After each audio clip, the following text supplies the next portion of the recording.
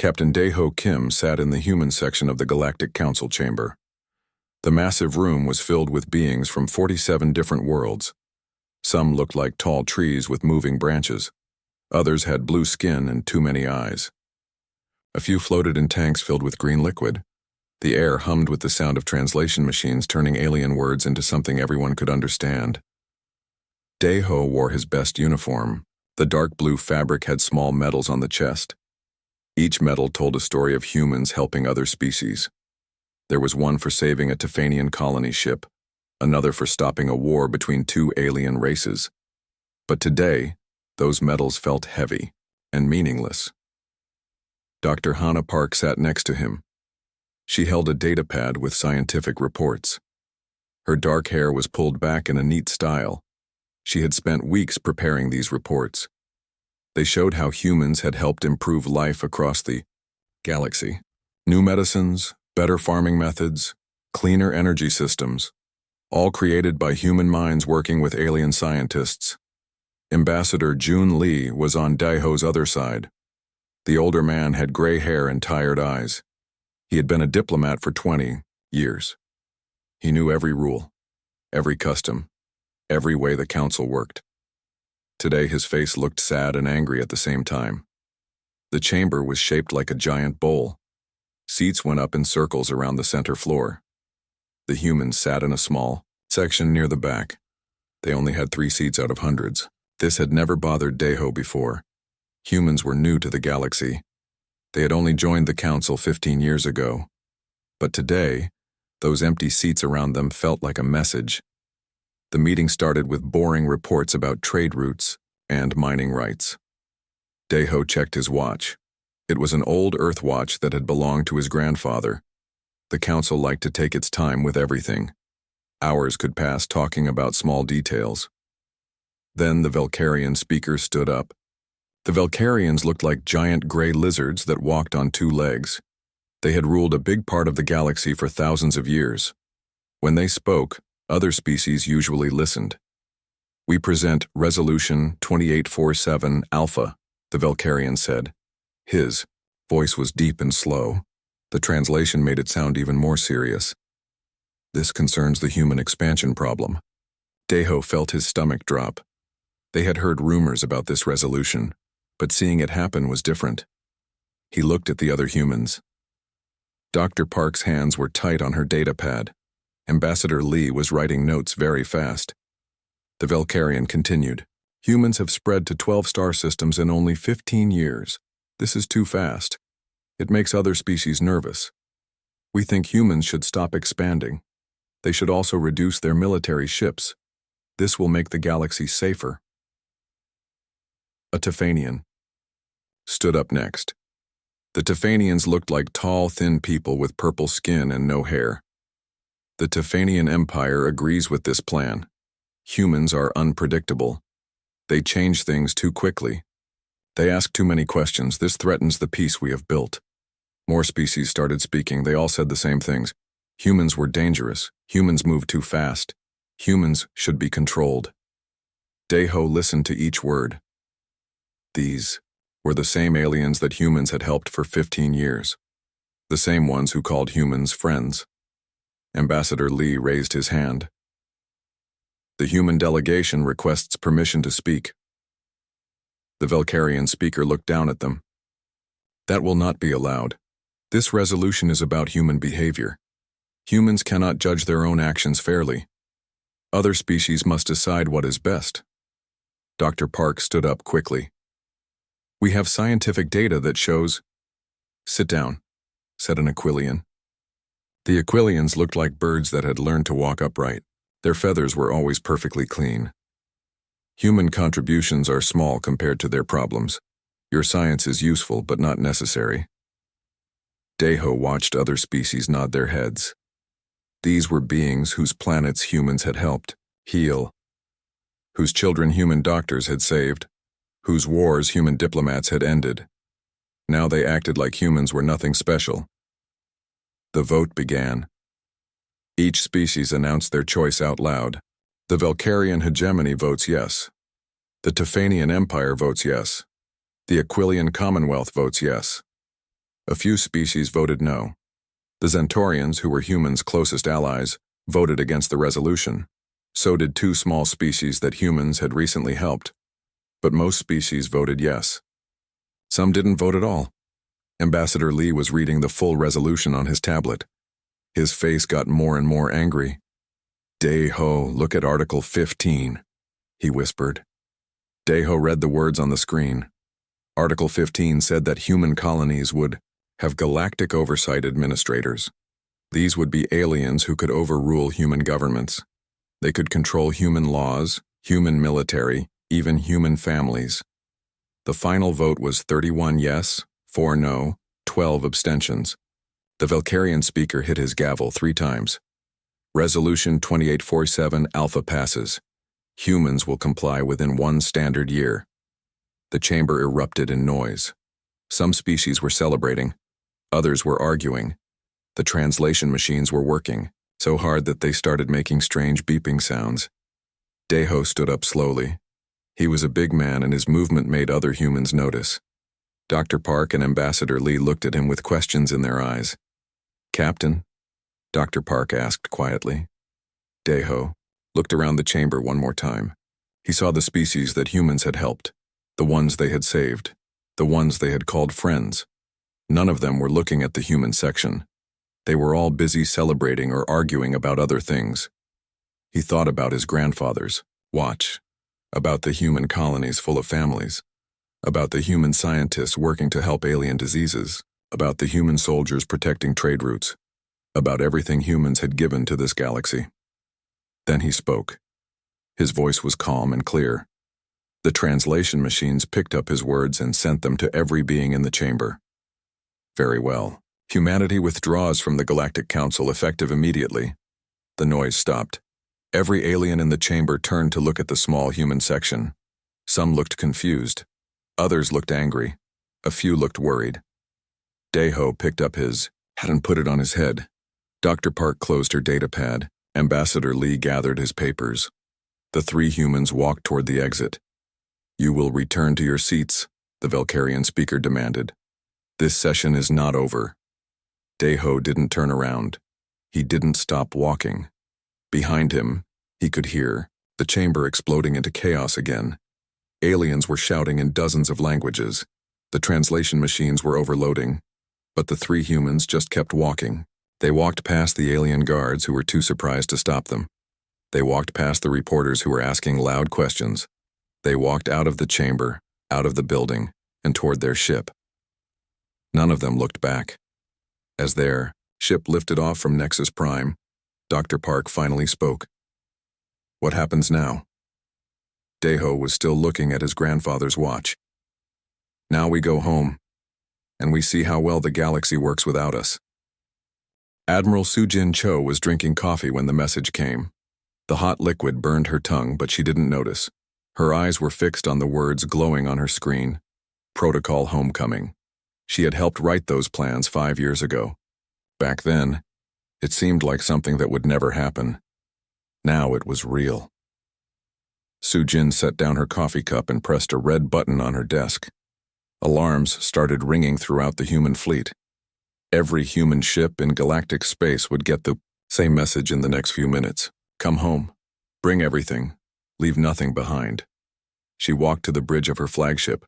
The crew was already moving fast. Officers were checking star charts and fuel levels. Engineers were preparing the jump drives.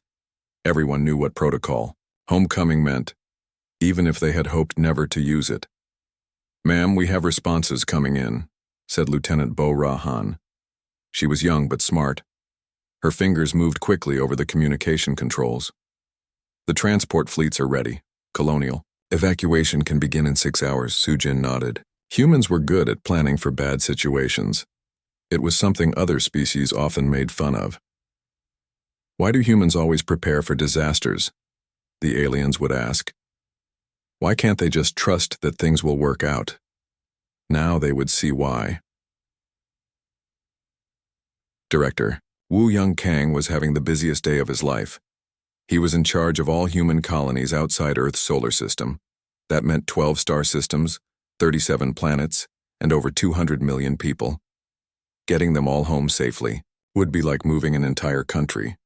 But humans had practiced this. Every colony had emergency plans. Every family knew what to pack if they had to leave quickly. Every important building had been designed to be taken apart and moved. "Sir, we have a problem on New Seoul," said his assistant, a nervous young man named Hyunwoo Park. "The colony is mixed with Tefanian families. They're asking if they should leave too." Woo Young thought for a moment. The Tefanians on New Seoul were good people. They had lived next to humans for 8 years. Their children played with human children. But the Tefanian Empire had voted to control humanity. These families weren't responsible for that, but the situation was complicated. "Tell them they can come with us if they want," Woo Young decided. "But make it clear that we're leaving galactic space completely. If they come with us, they might never see their home empire again." The news spread quickly through the galaxy. At first, most aliens didn't believe it. Humans were just angry, they said. They would calm down and come back in a few days. Some species thought it was a trick to get better treatment. But then the humans actually started leaving. Captain Mi Young Seo commanded a fleet of transport ships. Her job was to move human civilians from mixed colonies and space stations. She had done this kind of work before, but never on this scale. Her ships were landing on dozens of worlds at the same time. The aliens watched in confusion as humans packed up their lives. Families loaded their belongings into cargo containers. Scientists carefully removed their equipment from shared laboratories. Doctors transferred their patients to alien hospitals, leaving detailed notes about ongoing treatments. "They're really doing it," said a Velcarian official on the trading station Bright Harbor. "The humans are actually leaving." Mi Young's ship was docked at Bright Harbor. She watched her crew load the last containers of human belongings. The station's alien workers just stood and stared. Some looked confused, others looked worried. An Aquilian trader approached Mi Young. His blue feathers were ruffled with nervousness. "Captain, surely this is temporary. The humans will be back soon." Mi Young looked at him calmly. "No, we won't be back. Your council made that very clear. But who will maintain the fusion reactors? Who will update the navigation systems? Who will—" "I don't know," Mi Young said. "That's not our problem anymore." The economic effects started immediately. Human-run. Power plants on 17 worlds went dark when their operators left. The humans didn't break anything. They didn't cause damage. They just turned off the machines, packed their tools, and walked away. The Tefanian Empire's main trade route depended on human navigation specialists. These humans had spent years mapping the safest paths through dangerous space. They knew where the pirates hid and which asteroid fields were unstable. When they left, they took all their data with them. "The humans deleted everything," reported a Tefanian naval officer. "The star charts, the safety protocols, the patrol schedules, it's all gone." The most shocking part was how prepared the humans seemed. They had ships ready for evacuation. They had systems for packing entire colonies. They even had special vessels designed to move whole cities. One of these ships arrived at the human colony on Haven's world. The planet was shared with Aquilian settlers. The humans had built beautiful cities there with parks and schools and hospitals. The Aquilians had always been impressed by human building skills. But then they watched the humans take it all apart. The humans dismantled their buildings piece by piece. They loaded their fusion reactors onto massive cargo ships. They dug up their terraforming equipment and packed it away. They even took their trees and gardens. "You can't take a whole city," protested an Aquilian governor. "Watch us," said the human colonial leader, a woman named Yoon Jung-yu. Within 2 weeks, the human section of Haven's world was empty. Where there had once been a thriving city, there was now just bare ground and some empty foundations. The Aquilians stood in the emptiness, trying to understand what had happened. The galaxy's news services were covering the story constantly. Most reporters treated it like entertainment. "The Great Human Tantrum," one show called it. "Humans storm off in galactic huff," said another. But some reporters were starting to ask different questions. A Zentorian journalist named Deep Thought Among Stars had been following the story carefully. Zentorians were naturally curious and good at seeing patterns. "This evacuation is too organized," Deep Thought reported. Humans have been planning this for years. They have ships we've never seen before. They have procedures we didn't know existed. This isn't anger. This is preparation. Not everyone was dismissing the human departure. The Centaurians were worried, because they were close allies with humanity. A few smaller species were asking nervous questions about trade deals and defense agreements, but the big powers in the galaxy remained confident. The Valkyrian hegemony issued a statement calling the human evacuation an amusing display of primitive pride. They predicted humans would return within 6 months, begging to be readmitted to the Council. The Tefanian Empire was slightly more concerned. They had relied on human military advisors for several difficult campaigns. But their generals assured everyone that Tefanian strategy was superior to human tactics. The Aquilian Commonwealth tried to take a middle position. They said they regretted the misunderstanding and hoped humans would reconsider. But they also agreed that human expansion had been concerning. Dr. Hannah Park was packing her laboratory on Nexus Prime. She had spent 3 years building this research facility. It was designed to study diseases that affected multiple species. Her work had led to cures for 7 different alien plagues. An Aquilian scientist named Windover Waters approached her. They had worked together on a project to cure a disease affecting Tefanian children. "Dr. Park, please reconsider," Windover Waters said. "Your research saves lives across the galaxy." Hannah looked up from the delicate equipment she was packing. "That research was called negligible by your council. Apparently, alien scientists can handle everything without us." "You know that's not true." "Do I?" Hannah sealed another container of research samples.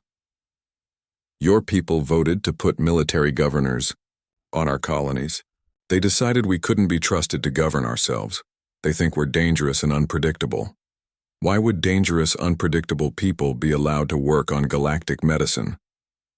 Windover Waters had no answer for that. As Hannah finished packing, she activated a final transmission to the Galactic Council. It would be broadcast to every member species. Her voice was calm and professional, the way it always was when she gave scientific reports. "Council members, this is Dr. Hannah Park's final transmission from Nexus Prime. My team and I have completed the evacuation of our research facilities.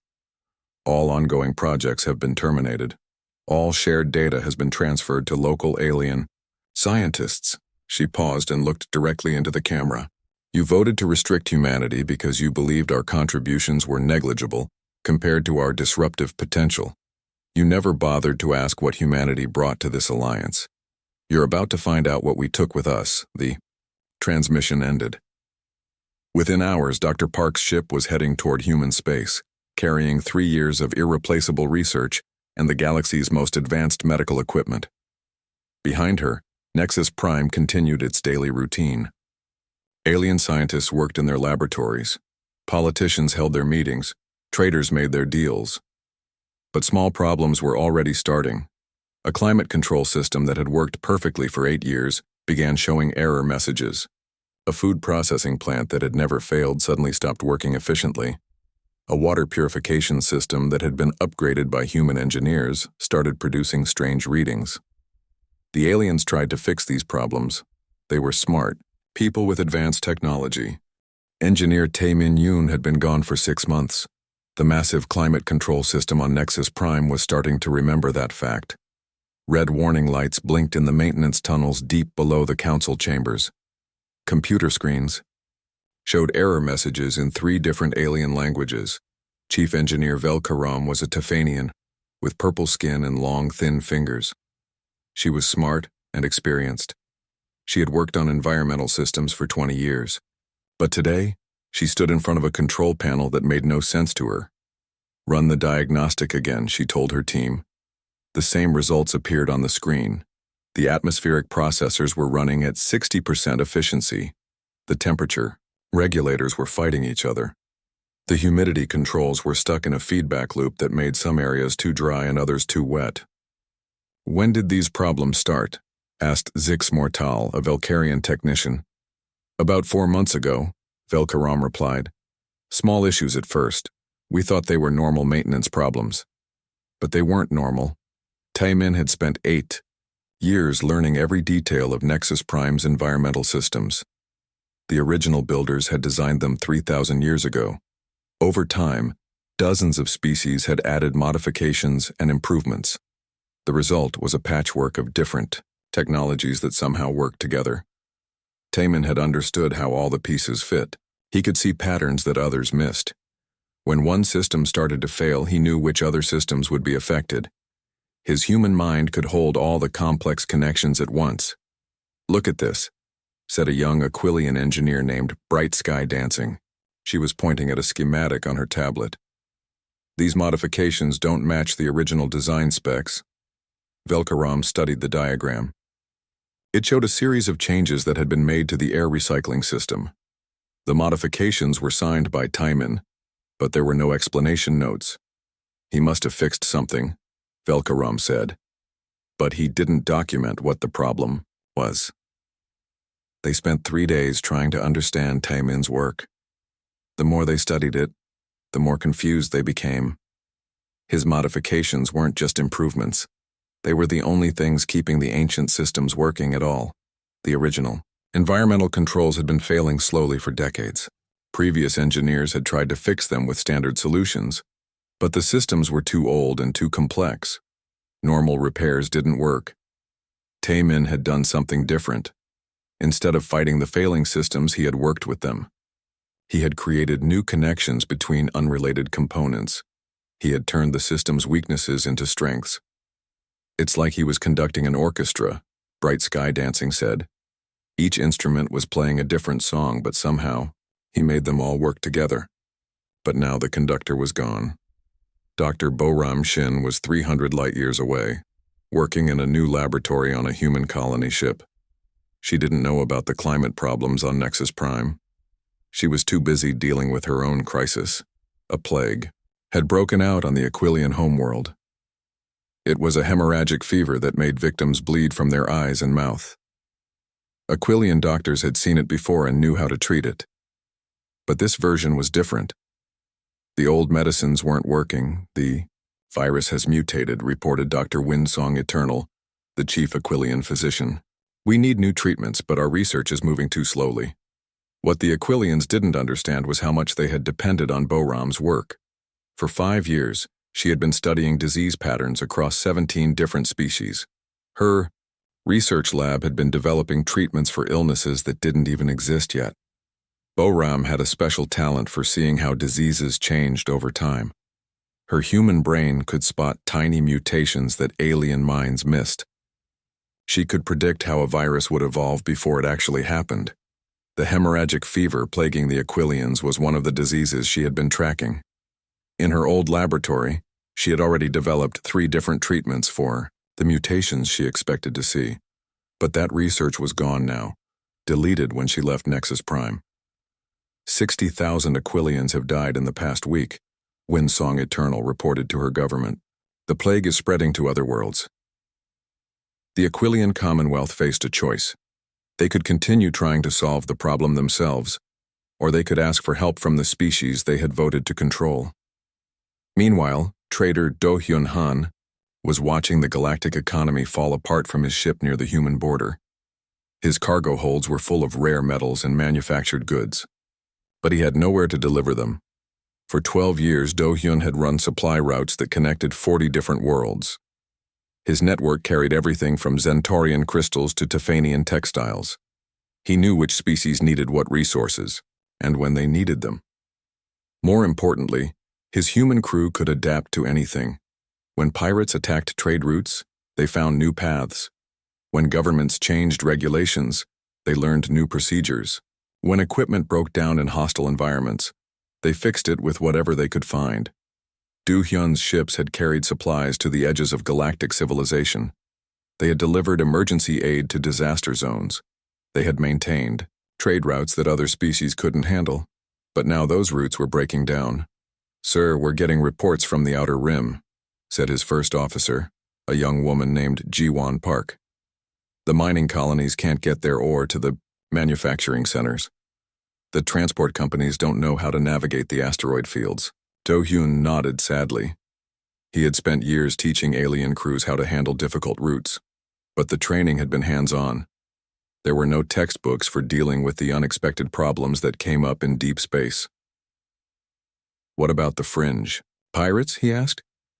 They're getting bolder, G1 reported. 3 major shipping companies have lost entire fleets. The alien captains don't know how to fight guerrilla-style attacks. The fringe pirates had always been a problem.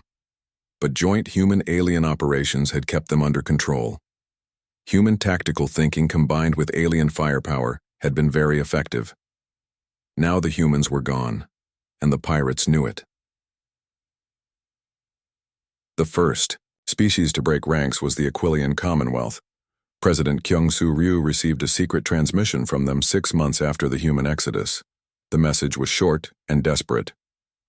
President Ryu, this is Chancellor Clearwater Flowing of the Aquilian Commonwealth. We have a medical emergency that threatens our primary world. We request immediate assistance from human medical researchers. We are willing to discuss terms. Ryu read the message twice. He was sitting in his office on New Earth, the largest human colony. Through his window, he could see human ships arriving every day, carrying refugees from the old Galactic territories. His aide, a young diplomat named Minseo Lee, was waiting for his response. What do you think? Ryu asked her. It's the first crack, Minseo said. They're starting to realize what they lost. Ryu composed a brief reply. Chancellor Clearwater Flowing, humanity appreciates your request for assistance. However, we are no longer responsible for galactic affairs. We suggest you contact the Galactic Council's medical committee for help with your emergency. The message was polite but firm. The Aquilians had voted to put military governors on human colonies. Now they wanted human help with their problems.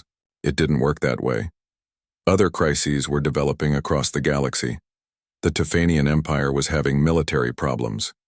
For years, they had relied on human strategic advisors to plan their campaigns. Tefanian generals were excellent at large-scale battles between organized fleets. But they had no experience with the irregular tactics that the fringe pirates used. Our ships are being destroyed by inferior forces, reported Admiral Moore Kex-Vul to the Tefanian High Command. The pirates use hit-and-run attacks. They hide in asteroid fields and strike when we're not expecting it. Our traditional tactics are useless against them. The Tefanians had powerful warships and disciplined crews, but their military doctrine was based on honor and direct confrontation. They couldn't understand why the pirates didn't line up for proper battles. Human advisors had bridged that gap. They understood both Tefanian honor and pirate cunning. They could design strategies that used Tefanian strengths while accounting for pirate weaknesses. But those advisors were gone now.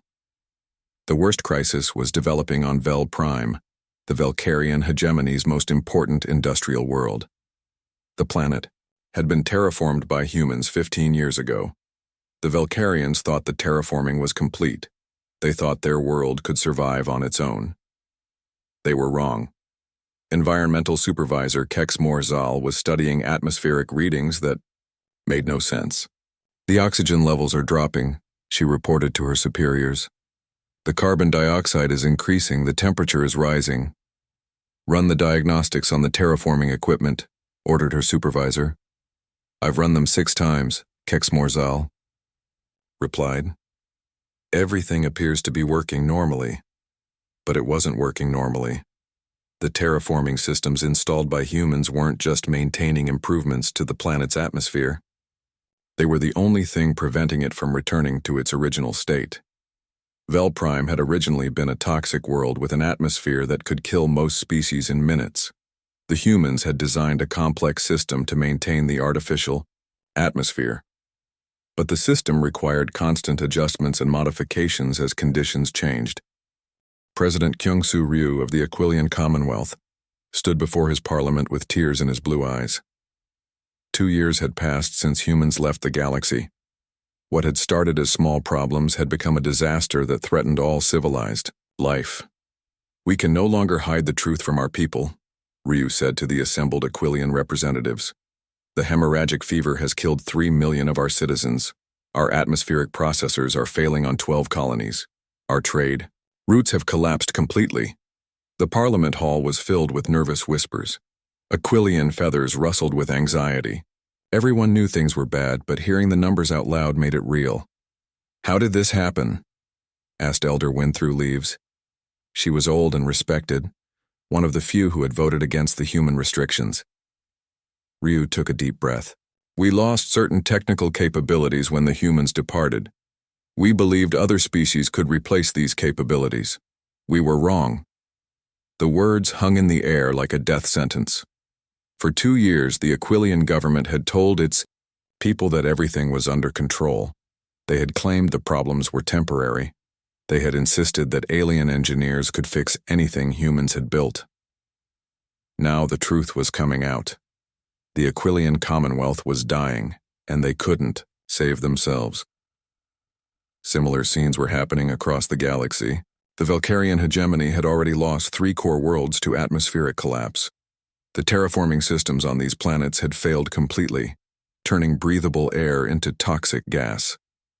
Billions of Valkyrians had died choking on the air they had breathed safely for decades. The Tefanian Empire was fighting for its survival against pirates and rebels.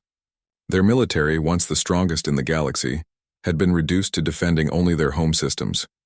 The outer colonies were on their own, prey to anyone with guns and starships. General Sangwook Lee was the name that Tefanian commanders spoke in whispers. He had been their chief strategic advisor for 8 years. His plans had ended 3 wars and prevented 7 others. His understanding of both alien psychology and military tactics had been unmatched. Now he was gone, and the Tefanian military was learning how much they had depended on one human's mind. "We don't understand how the pirates think," admitted Admiral Tekvornal to the Tefanian War Council. "They don't fight with honor. They attack civilian targets. They use our own tactics against us." The fringe pirates had been studying Tefanian military doctrine for years. They knew how Tefanian fleets moved, how they communicated, how they made decisions. But the Tefanians had never studied pirate psychology in return. General Lee had bridged that gap. He understood that pirates fought for profit, not glory. They attacked when they were sure to win and retreated when victory was uncertain. They used fear as a weapon and treated mercy as weakness. Without Lee's insights, Tefanian commanders kept making the same mistakes. They expected honorable battles and got ambushes. They planned for direct assaults and faced guerrilla warfare.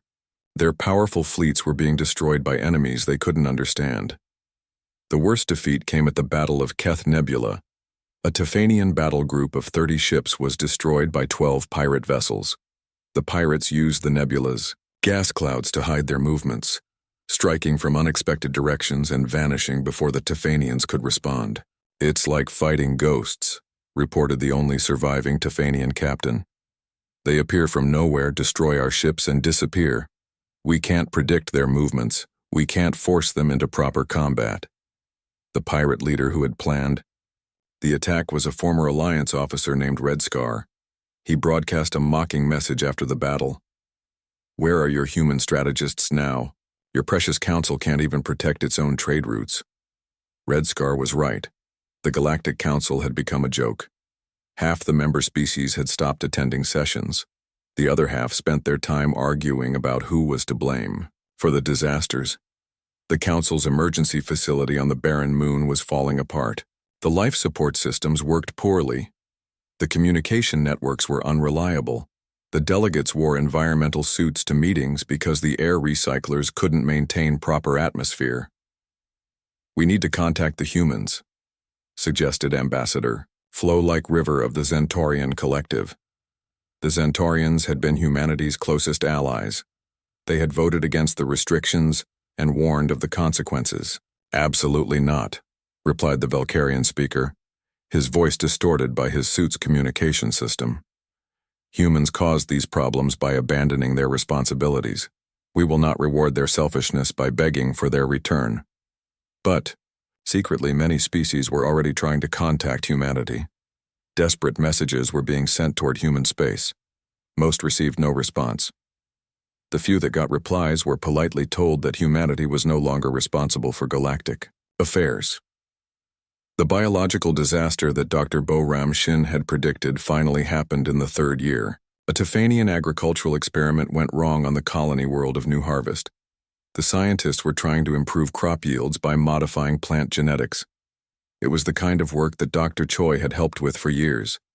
But Dr. Choi was gone, and no one understood xenobiology the way she had. The modified plants created a pathogen that could jump between species. It started with the Tefanian colonists, causing severe respiratory illness. Then it spread to the Aquilian traders who visited the planet. Within weeks, it had infected 3 different species across 12 star systems. "We have a pandemic," announced Dr. Vel Corisset, the galaxy's chief medical officer. She was speaking from a quarantine facility where she was treating infected patients. "The pathogen is unlike anything we've seen before. It affects Tefanians, Aquilians, and Velcarians differently, but it's lethal to all of them." The medical crisis exposed another gap left by human departure. Dr. Shin had been the galaxy's expert on cross-species disease transmission. Her research had prevented dozens of potential pandemics. She could have stopped this outbreak in its early stages. Instead, alien doctors struggled to understand a disease that affected multiple species in different ways.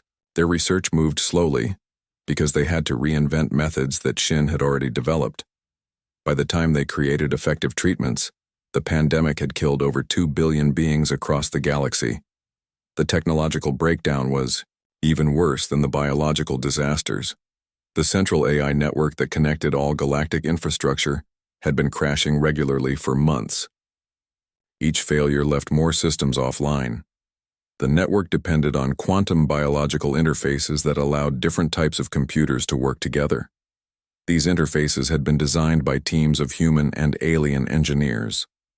But the human contribution had been critical in ways no one understood until it was gone. Alien computer systems were designed for stability and predictability. They worked perfectly within their parameters but couldn't adapt when conditions changed. Human systems were chaotic and creative. They could find solutions that shouldn't work, but somehow did. The interfaces needed both approaches to function. Alien logic provided the foundation, but human creativity made the impossible connections that held everything together. Without humans constantly adjusting the interfaces, the galactic computer network was slowly falling apart. Systems that had worked together for decades were now rejecting each other's data. Communication between different species computers became impossible. The final collapse came when the central navigation database went offline. This database contained the location and movement data for every star, planet, and space station in the galaxy. Without it, interstellar travel became extremely dangerous. Ships got lost in hyperspace. Colony worlds couldn't communicate with their home governments. Trade between distant systems stopped completely. The galaxy was fragmenting back into isolated groups of star systems. Commander In-Ho Park watched the collapse from his reconnaissance ship at the edge of human space. His job was to monitor what was happening in the old galactic territories. The reports he sent back to Human Command were becoming more devastating each month. 17 species have withdrawn from all galactic institutions, he reported. The Velcarian hegemony has split into 3 separate governments. The Tefanian Empire controls only 6 star systems. Pirate groups now control more territory than legitimate governments.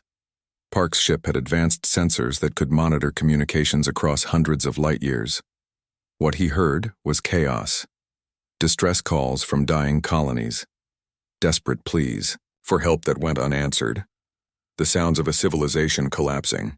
The Aquilian Commonwealth is trying to evacuate their outer colonies, Park continued. But they don't have enough ships. The Zentaurians are defending refugee convoys, but they're outnumbered by pirate fleets. The human military commanders who read Park's reports were divided. Some felt guilty about the suffering they were witnessing.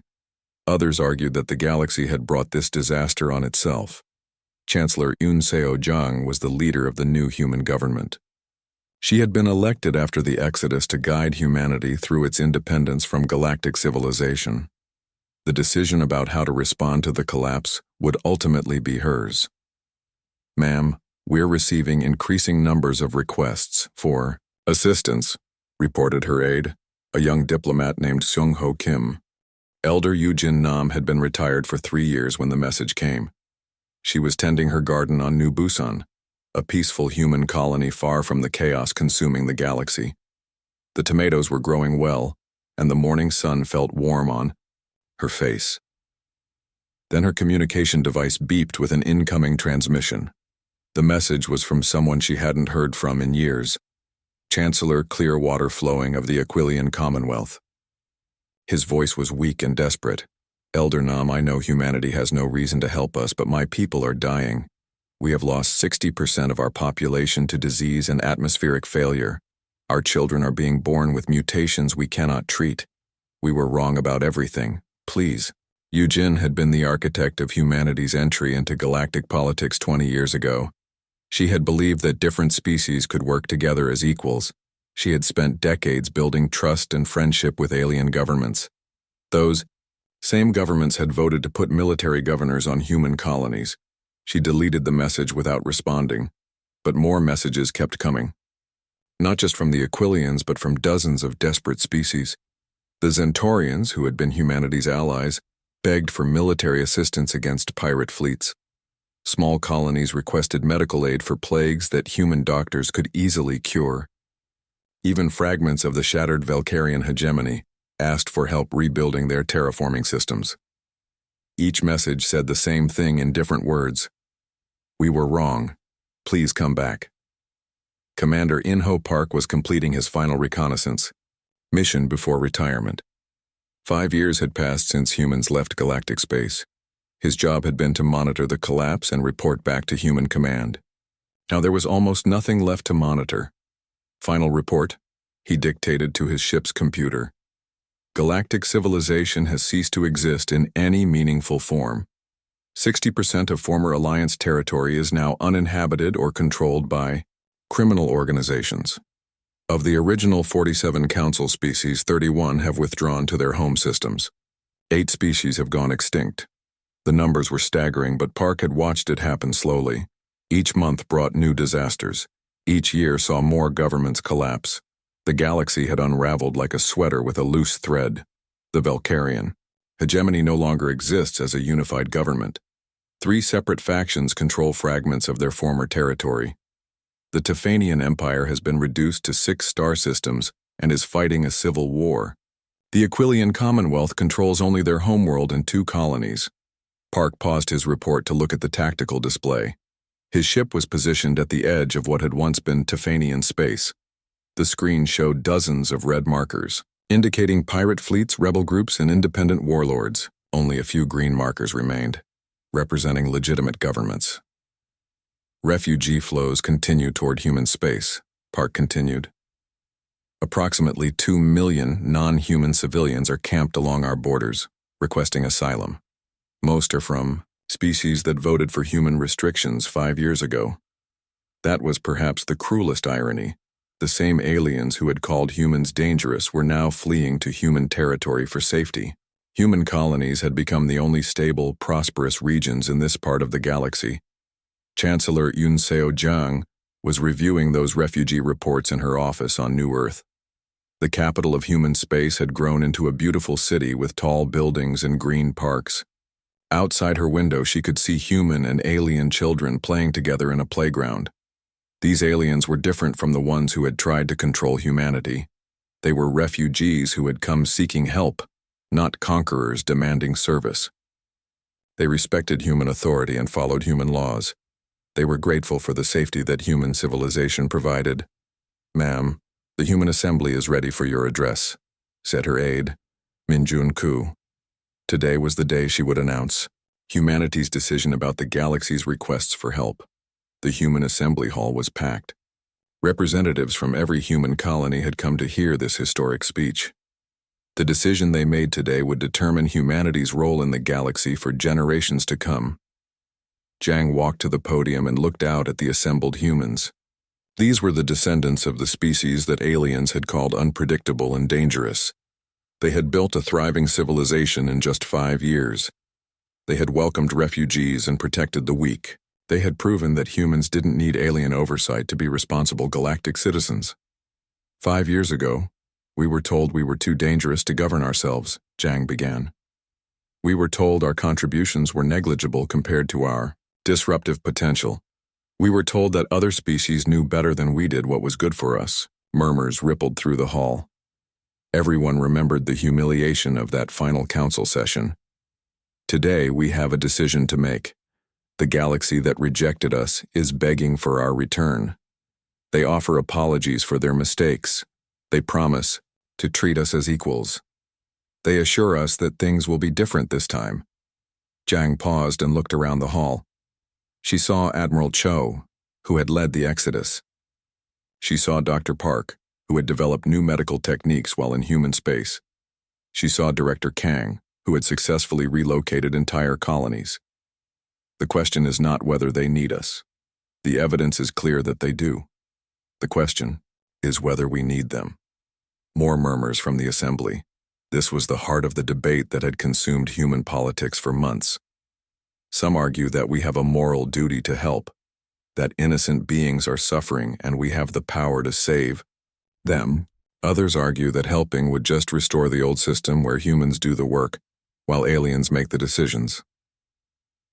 Jiang activated a holographic display that showed the current state of the galaxy.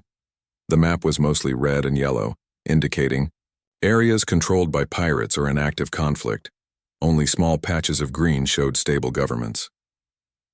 Look at what they built without us, Jiang said. This is the galactic civilization that claimed humans were disruptive. This is the peace they maintained by restricting our expansion. This is the stability they achieved by ignoring our contributions. The hall was silent now. The holographic map spoke louder than any words.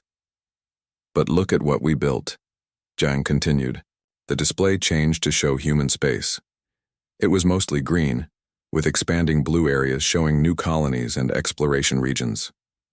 43 star systems, 100 million human citizens, peaceful relations with 12 species who respect our sovereignty, 0 wars, 0 famines, 0 preventable plagues. Applause started in the back of the hall and spread forward.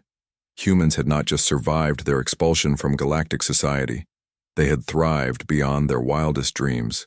The old Galactic Council believed that peace came from control. They thought stability meant preventing change. They were wrong. Peace comes from respect. Stability comes from justice. Change is not the enemy of civilization. It is the engine of progress. The applause grew louder. Jiang raised her hand for silence. We will not return to the old system. We will not accept the role of useful tools in someone else's civilization. But we will not abandon the innocent beings who are suffering because of their leaders' mistakes.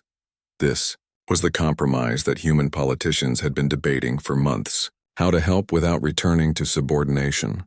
Humanity will establish a new interstellar organization. We will invite any species that wishes to join as equal partners. We will work together to rebuild what was destroyed. But this time, the rules will be different. Jiang outlined the new organization's principles. Every member species would have equal representation regardless of size or military power. Decisions would be made by consensus, not by the strongest voices. No species would be allowed to control another's internal affairs. Most importantly, Jiang concluded, any species that attempts to restrict another member's rights will be expelled immediately. We will not tolerate the kind of discrimination that led to this crisis. The hall erupted in sustained applause. The human assembly voted unanimously to approve Jiang's proposal. Elder Nam watched the speech from her garden. She had been asked to come out of retirement to lead the new organization. At first, she had refused. She was tired of politics and wanted to tend her tomatoes in peace. But as she watched the holographic map showing the galaxy's suffering, she changed her mind. Not because she owed anything to the species that had rejected humanity, but because the refugees deserved better leaders than the ones who had failed them. 3 weeks later, Nam stood on the bridge of a human diplomatic vessel approaching the ruins of Nexus Prime. The great space station was still barely functional, held together by emergency repairs and determination. The Galactic Council was meeting in temporary shelters on the station's outer ring. Her ship docked at an abandoned human berth. The same berth where Captain Dae-Ho Kim had left his ship 5 years ago before walking out of the council chamber. Nam wondered if the aliens remembered that day, or if they had convinced themselves that the human departure was just a misunderstanding. The council chamber was pathetic compared to its former grandeur. Broken environmental suits hung from makeshift supports. Emergency lighting cast strange shadows on the walls. The few remaining delegates looked exhausted and defeated. The Valkyrian speaker struggled to stand as Nam entered. His movements were slow and painful,